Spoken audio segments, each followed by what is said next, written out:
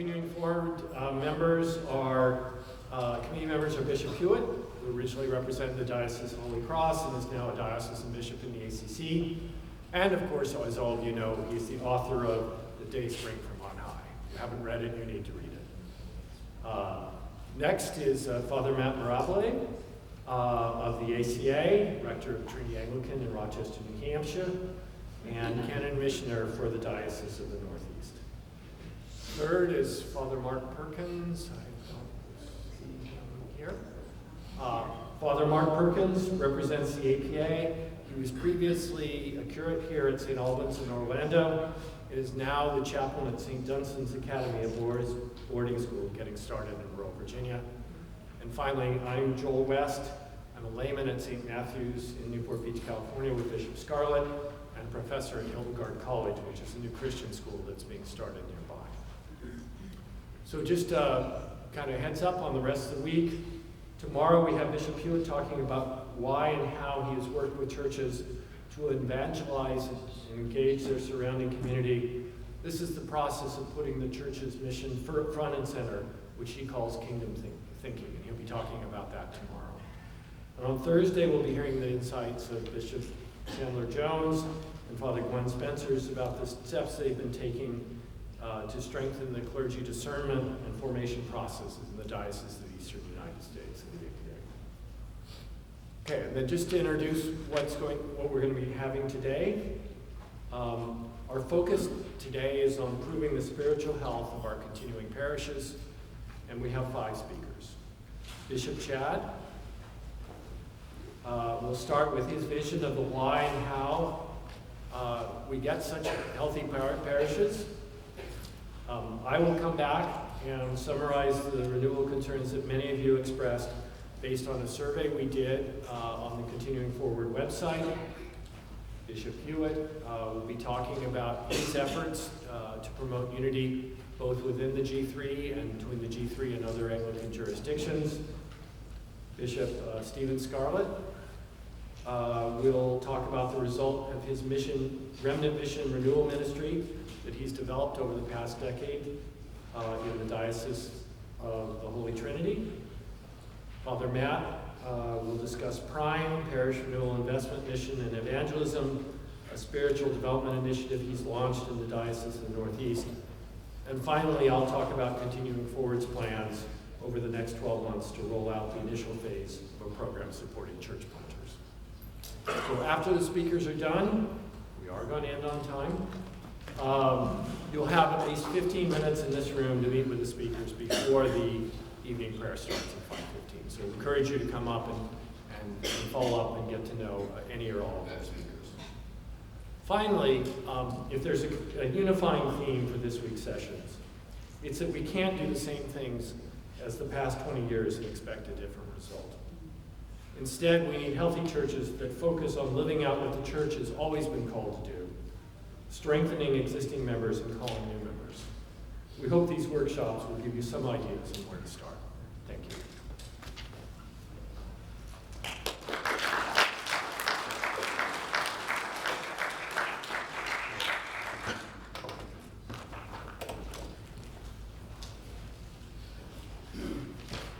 Anglo-Catholics can take the gospel into places where no one else will go.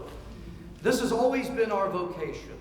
From the slums of London to the farms of Wisconsin, Anglo-Catholics can take the gospel where other Christian churches will not dare to tread. But we might call my remarks this evening a reality check. Demographically, the churches of the Anglican continuum nationwide are in comparison to other traditions extremely tiny, and in places getting even smaller. Continuing parishes and missions are, in places, closing. We simply have to be honest about that reality. The entire continuing church in North America is the size of one single, moderately sized Roman Catholic congregation. In the United States and Canada, we are approximately 10 to 15,000 people, with roughly 250 parishes and missions. The North American Continuing Church is the size of the one American Carpatho-Russian Greek Catholic Diocese of the USA, a small jurisdiction in communion with Constantinople. The picture internationally is a little bigger. In total, we are in 37 countries, and we have a total approximate worldwide membership of 200,000 people. The entire worldwide continuum is about the size of the single Roman Catholic diocese of Venice, Florida, or half the size of the Greek Orthodox Archdiocese of America. We are tiny, but we are mighty and feisty. Remember the mustard seed parable. So we can see that there is no room in our church for political intrigue or the search for power, prestige, position, or control. We are a small, humble, and frankly, vulnerable family. We have to put things in perspective. The trajectory for the continuum is that in future, in general, we will see fewer parishes and missions unless we do something. But the ones that survive and persevere will flourish, thrive, and stand out as epicenters of faith, life, and activity. This sobering prediction should concentrate our minds and serve as a reminder and a warning to us. Behold, now is the accepted time. Behold, now is the day of salvation. We have the immediate need and unique opportunity to act, and we do not know how long our window of opportunity will be open. Healthy churches pursue a specific way of worshiping and fostering faithful community. The elephant in the room is that only churches that are healthy will survive and thrive. A conversation topic some continuing Anglicans apparently prefer to avoid, but one we must now address head on. To have healthy churches, we must make our primary emphasis what the church has always been called to do, to be faithful to the Holy Scriptures and to the holy tradition, and to make disciples. To make disciples. Thus, the entire church, and not just the clergy, should focus on baptizing new members, reaching the unchurched and those who have fallen away, and building up the faith of those already in the church. Apostolic succession and the historic liturgy are increasingly countercultural, and the means by which we accomplish these goals, but they are not an end in themselves. The end is the salvation of souls and the upbuilding of the body of Christ. Authentic worship, lucid teaching, and active ministry integrated first and foremost into intentional, relation-based community formed in prayer are our future. Where tried, they actually do work in growing the body. Our evangelistic call is to activate and apply what we have been given. We have at our disposal all that is needful. All we have to do is put it to work. It is most providential to be where we are, to be here, right now. This is our time. In a nutshell, we are equipped to grow as we implement our own patrimony and use the resources we already possess. But the way we go about things has to change. We need a refocus. Thank you.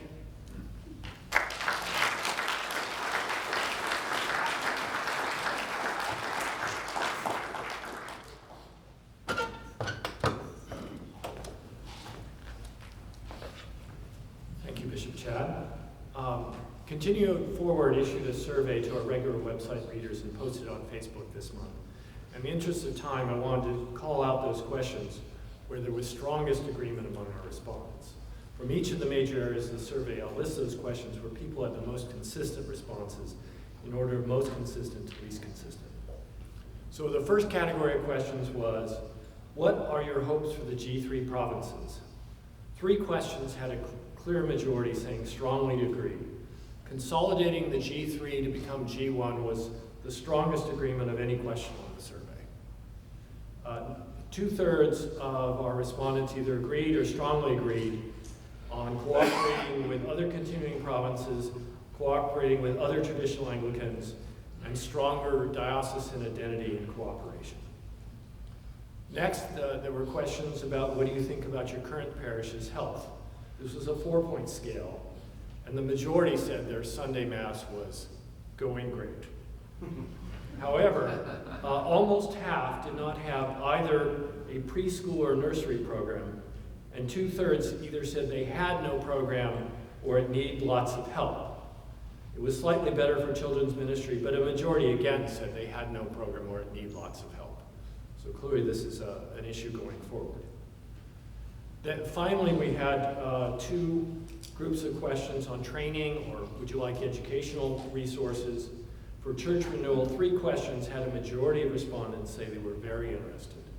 The highest priority, with a clear majority, was on personal spiritual growth, closely followed by prayer life. Also drawing a majority of highly interested was evangelizing prospective members. And finally, with a near majority, the majority wanting either interested or very interested, was increasing ties to the community, which of course is the subject of Bishop Hewett's talk tomorrow. Finally, of all the questions on church planting, the strongest response was to identifying and attracting a suitable priest, with the majority, again, either very interested or interested. The entire committee will be using these survey results to set our priorities this year, and we'll also be sharing our results with others. And on the website, we'll be posting next week a summary of the responses, along with some of the comments that you offered with specific suggestions. So thank you all for your responses. We appreciate your input.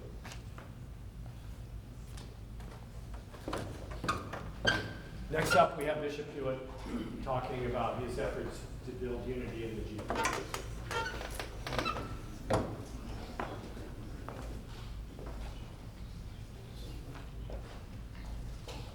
Thank you for this opportunity. Before 1973, the Antiochian Orthodox Church existed in this country in 2 separate antagonistic bodies, one based in New York and one in Toledo, Ohio. Philip Saliba was the Archbishop in New York. In 1973, he went to the other Archbishop, Michael, and said, "We should unite our people together, you and I. If it is your desire to be the Metropolitan, I'll be happy to serve. Just tell me what you would prefer, and we will do it." There were negotiations for a couple of years, and in 1975, the 2 bodies became one, with the name the Antiochian Orthodox Christian Archdiocese of North America, with Philip as the Archbishop and Michael as the Auxiliary Archbishop. Miracles of kenosis, of self-emptying, of going forward through humility and sacrifice, do exist, and the Church grows this way. Her capacity to extend the kingdom and to cure souls increases. What happened in 1975 with the Antiochian Orthodox is an example of kingdom thinking, our theme for tomorrow. Today, when we pray, fast, and work for unity, we can expect to see miracles that enhance the centripetal forces at work among us and allow the creative juices to flow together. This January 16th through 18th, our G3 bishops will meet at St. Timothy's in Charleston, South Carolina, to work on how G3 can become G1. We begin where we are. We have been in full communion with each other since 2017. Being in communion is full unity.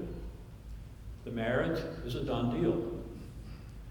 Our jurisdictions are completely married together. What we are doing now is building the house we will live in.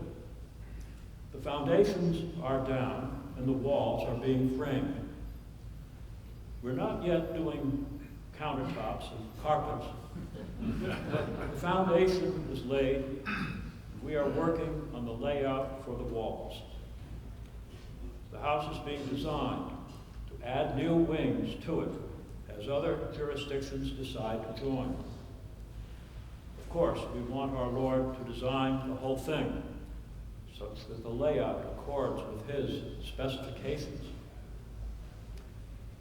For our January meeting, we will freewheel some brainstorming and envisioning the future,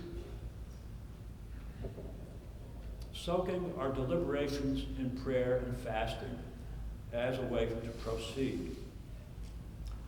One brainstorming idea for the completed house is for all the dioceses of a church like the ACC to plug themselves either into the ACA or the APA.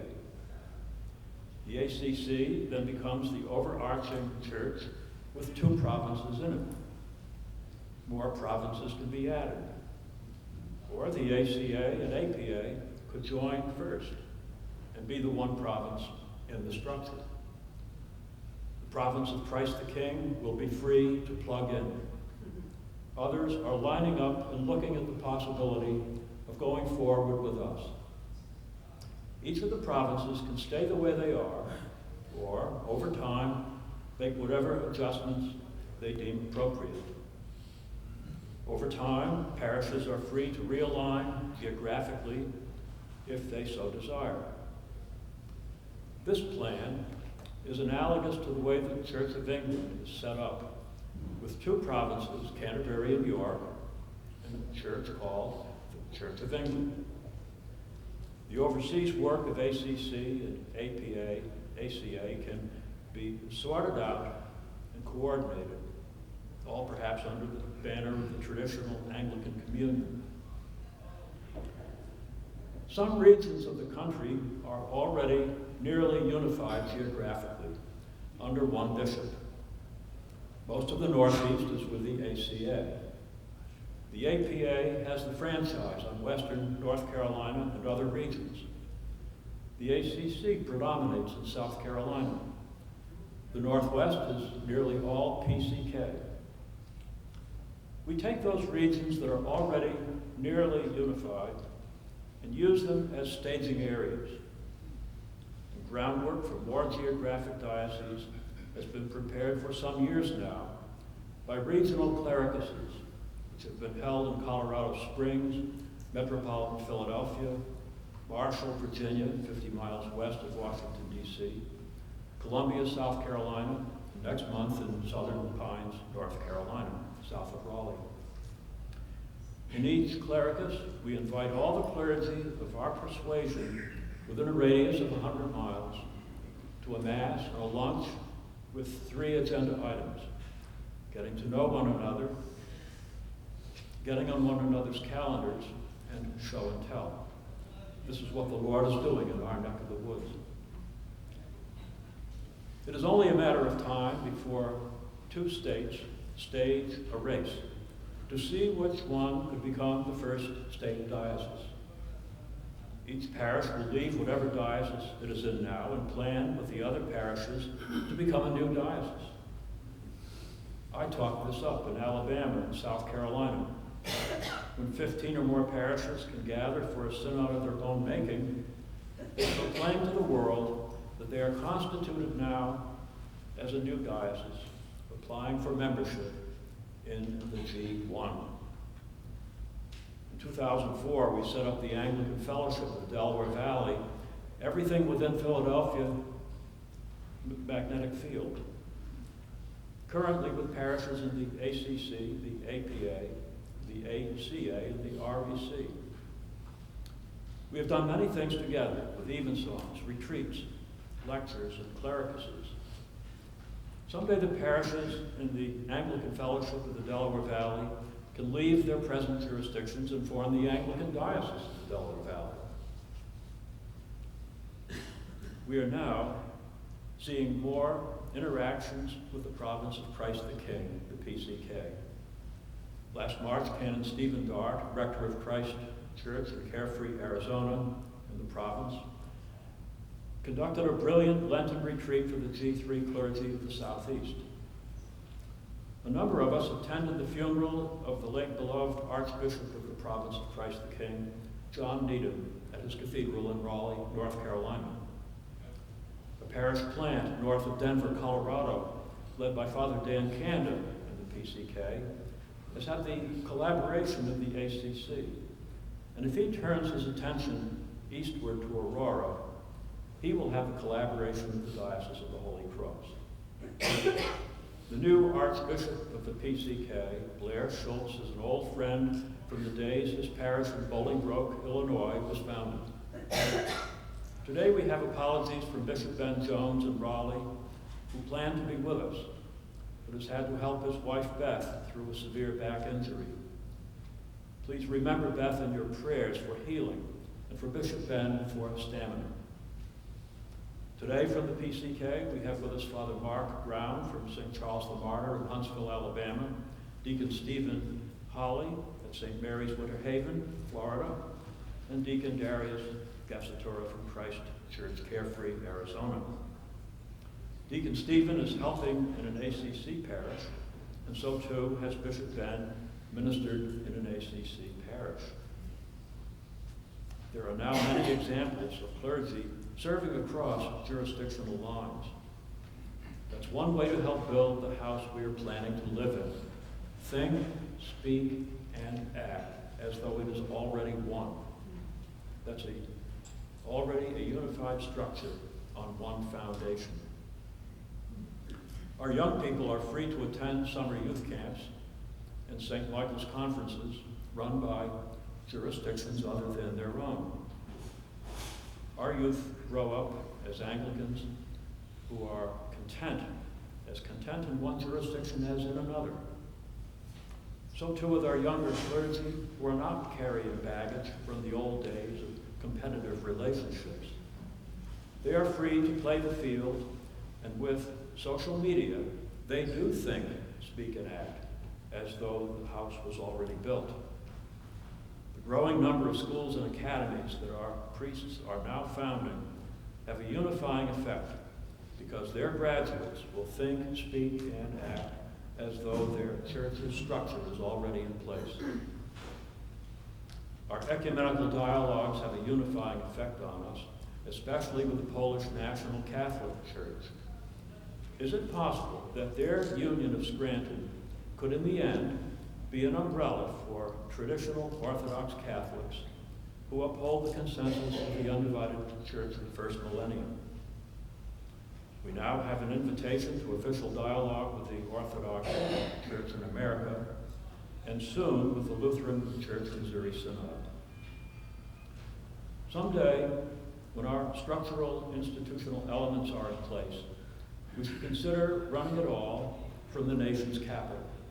Washington, D.C. is a place of civic pilgrimage. The Archbishop perhaps would have his own diocese of all our parishes within Washington's magnetic field. Basing ourselves there gives us greater opportunity to connect with the neighborhoods where those who govern our country live, and to connect with the embassies of countries with large Anglican populations, and with the think tanks and the universities and the military bases.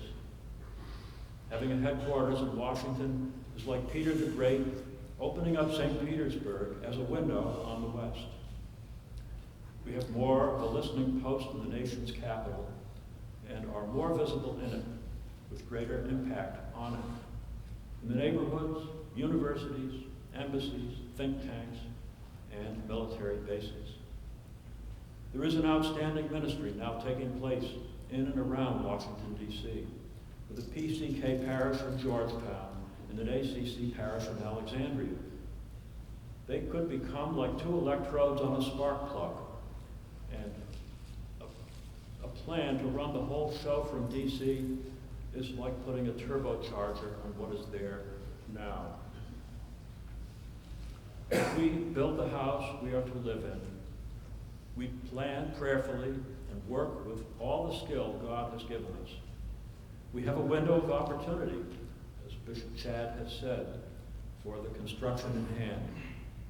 But this window becomes narrower as the culture unravels and turns against us, especially as we become more unified and more visible.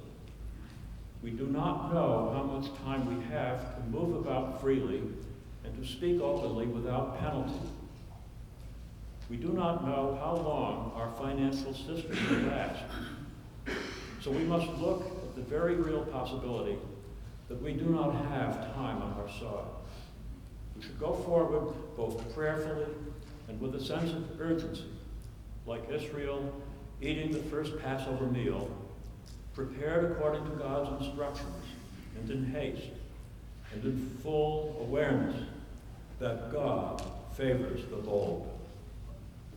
Thank you.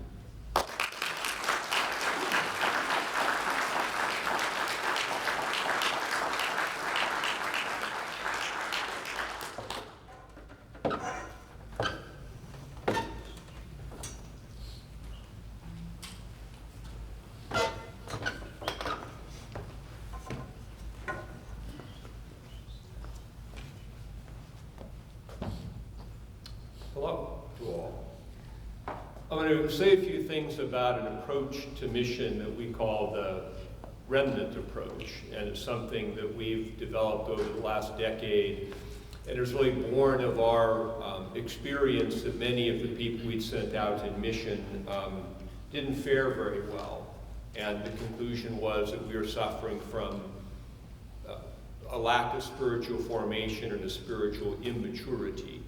And I think that's something we could certainly see across our churches. I actually said to Archbishop one time, we were talking, that we have an epidemic of emotional and spiritual immaturity, and he said, amen, amen. So the remnant approach, I want to say a few things about it briefly, and anyone wants to talk more about it, feel free we can talk later on. But the remnant, this idea of the remnant is often misunderstood.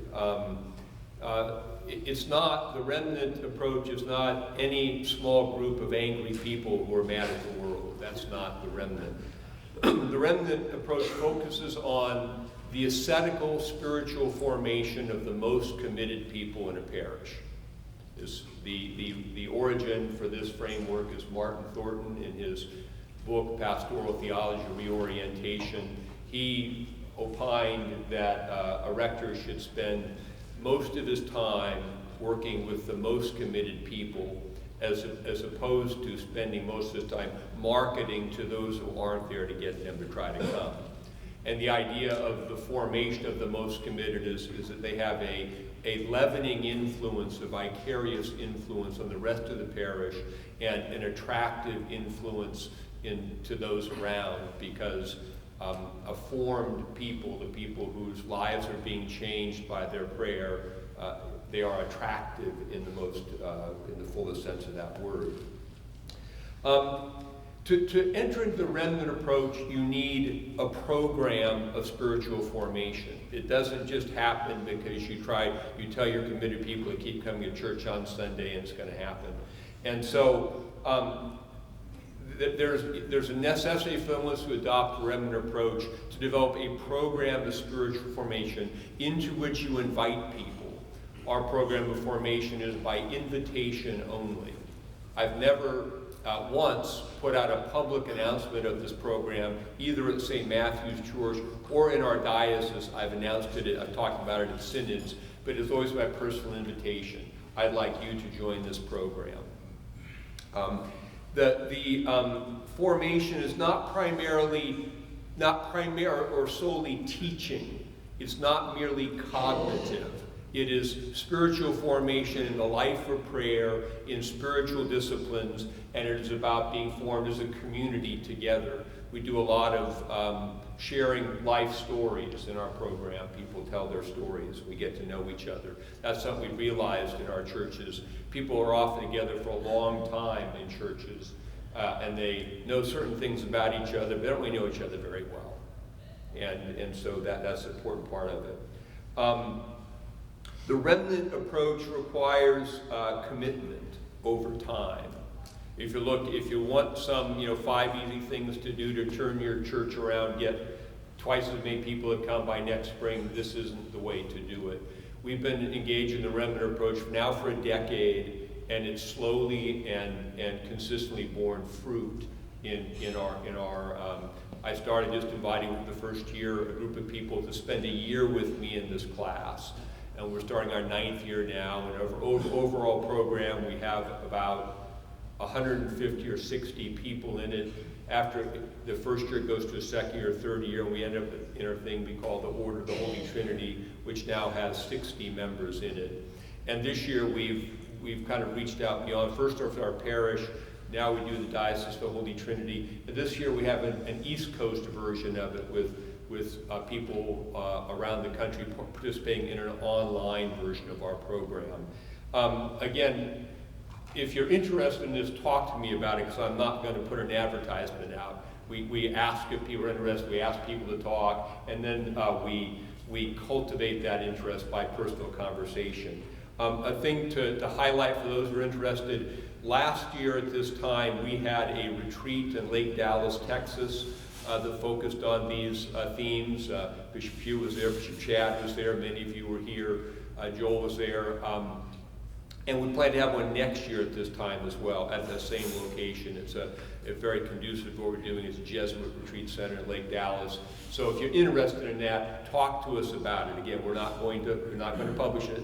So you'll have to enter into the conversation with us about that, but we'd love to have you in that conversation. And that's really what we're looking for as conversation partners. We have a Remnant Mission website we've developed. Lisa, could you stand up? Lisa runs that for us. If you'd like information on being on that website and getting smart communication, talk to Lisa. And again, later on, you can come up to our suite. If you'd like to talk about that, we'll party later on, talk about it too.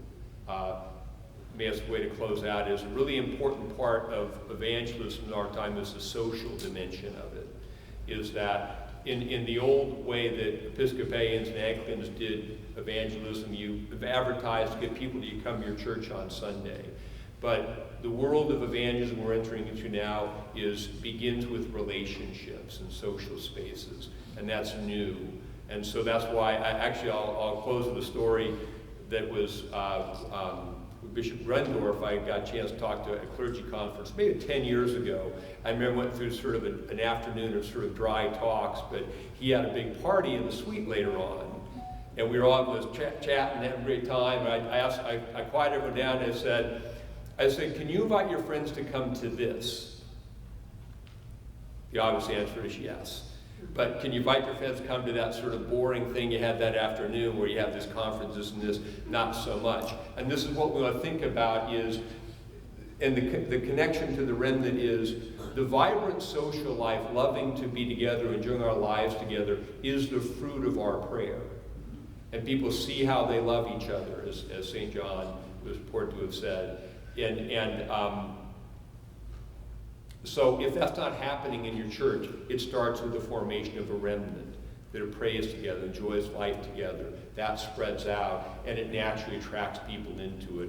And that's our remnant approach to mission. Feel free to ask me or talk to me further about that when we have opportunity.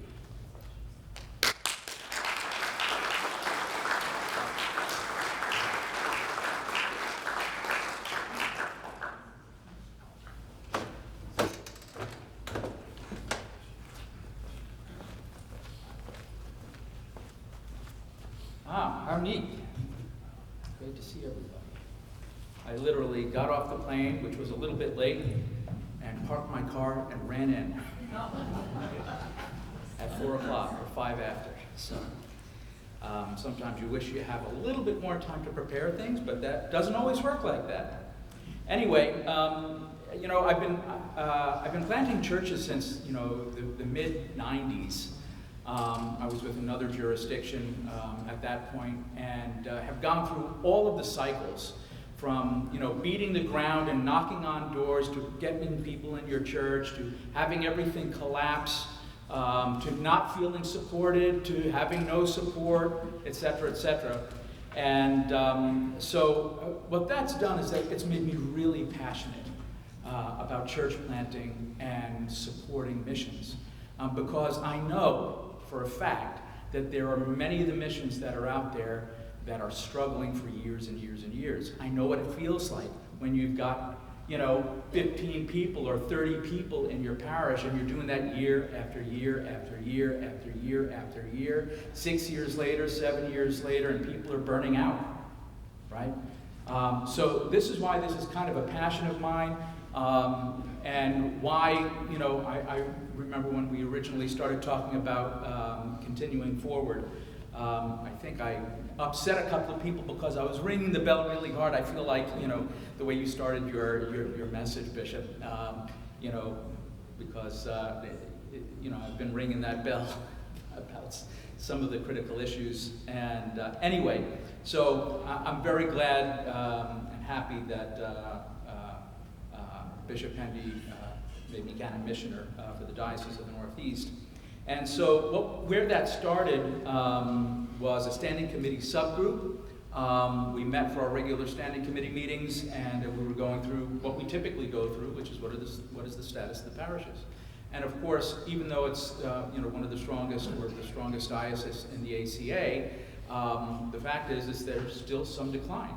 And so we want to, like all of us, we want to reverse that. And so we began to get together, and as I began to look at that, what I started to I like names. I like naming things. This way you don't have to say, standing committee subgroup for church growth. Nobody can remember that. So I came up with PRIME, which is Parish Renewal, Investment, Mission, and Evangelism, because it ticks all of the boxes, right? We have to talk about parish renewal. We have to talk about parish renewal because, I'm going to offend people from time to time, I suppose, by saying something like this, but when we're a really small parish, it's very hard to be effective. We're spending all of our time just keeping the lights on, like a business that's really struggling. And so, a strategy for strengthening the diocese and strengthen the churches has got to begin with parish renewal. We've got to look at small struggling parishes and figure out how can we equip them, resource them, etc. How can we make the job easier for those guys? That's what I'm concerned about. That's what we're really trying to do.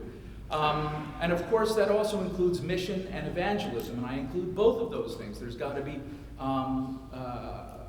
vigorous evangelism and a strong sense of mission. And that's also what we're trying to accomplish. And of course, you can't do those things without investment. There's this little thing called money, I think, and it seems to be an issue. And granted, I started my days with Youth with a Mission studying cross-cultural church planting and how to plant a church on a shoestring. And you can do it, but a pastor who's got a family, especially a young family, has still got to eat. And so how do we grow a parish and supply for these guys and make this work? So this is part of our concern. So what we did, this is still new. I wish I could tell you, hey, we've done all of these great things so far, and we have this tremendous record of success. This is new. We've just started this over the last few months. We've had a great meeting recently. One of the things that we did as we had a brainstorming meeting. Now, we're really blessed, so Canon Brad is over there now. He's part of it, and let's see, there's a couple of others. There's Deacon Mike is over there. There's 2 other laymen. But all of these guys are kind of high-power type A personalities. Several of them have all run businesses. So you know what it's like to have a couple of corporate guys in a meeting like that and try to keep everybody on the same page? Actually, it wasn't hard. The fact is, they're all yielded to the Spirit. They all only want to do what God wants to do. So we had a great meeting, and everybody willingly yielded to one another. And so we had one of the gentlemen lead our brainstorming meeting. And we weren't merely just looking at methods or practices, especially those merely drawn from the business world. I know that that's a concern oftentimes. But the reality is, what we're trying to do is keep it people-centered. And this is the other thing about Prime. And of course, I created a logo because, again, I can't help but do those things. That's just the way my brain works. And so it's got a little person there in the eye with his arms around everybody. Because what we're really talking about is a person-centered strategy, not a method-centered strategy. Methods support people. So this is a person-oriented or person-oriented approach in which what we're looking to do is increase the spiritual vitality of each individual, of our clergy, and of the congregations. Because a spiritually vital congregation automatically attracts people. When people are in love with Jesus and they're growing in their faith and they're excited about the things that God is doing in their midst and they're drawing closer to Jesus, then they communicate that. And then when people come into your parish and they see that, they go, something different is happening here. And this has been our model at Trinity. And we've done very well with this model. Just focusing on personal renewal and a personal vital relationship with Christ and spiritual vitality. So anyway, I know that there are concerns about programs and goals and market-driven methods, and believe it or not, I actually do think that some of those things are effective if they're properly used. If that's what you rely on and you're going to make everything about that, well, then you're not going to have great long-term success. But those things are there to support the spiritual development of the parish and the growth. And so, that doesn't come first, that comes second. And there are some effective ways to do that, so that we can promote that. Anyway, this is what we're trying to do. We put together a survey as well that we're getting ready to roll out, and we're looking forward to, making a splash in the pool, I guess you would say, in our diocese, and do some good work there. So thank you and appreciate your prayers.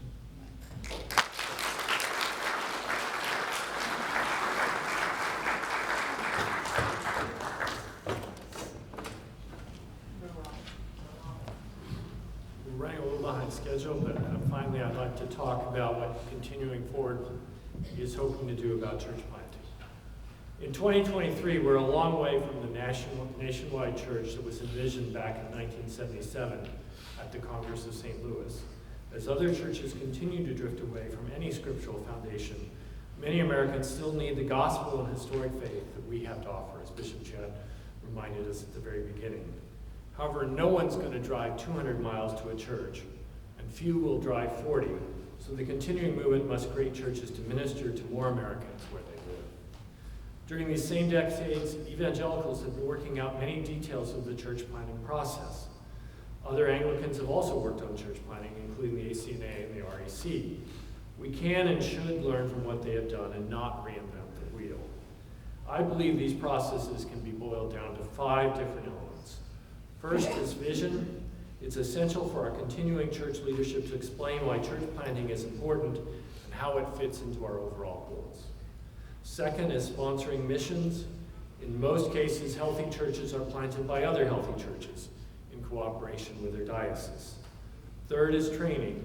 While every church plant is different, there are best practices for creating and growing a new church, and that can be taught. Fourth is support networks. Church planters face ambiguity and doubt, and they need a forum to gain advice from mentors and fellow planters. And finally, fifth and most importantly, we need to change the culture. Our diocese must view renewing churches and planting healthy churches as the 2 building blocks of our future and our mission. Changing the vision and the culture of the G3 are matters for provinces and dioceses, while sponsoring missions has to come from the grassroots level. What continuing forward can and will do is to train church planters on how to launch new missions and to create a support network to improve the odds of their success.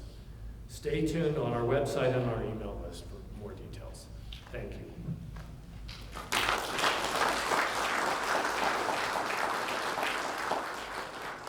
That's it for our program. If you come at the entry doors or in the back or up front, we have a QR code. If you scan that QR code, You can check the box for any of these topics if you'd like to learn more about them. Just enter your email and check the boxes of what you'd like to learn more about. And all of our speakers are in the front row if you'd like to follow up with them further. Thank you very much for coming today.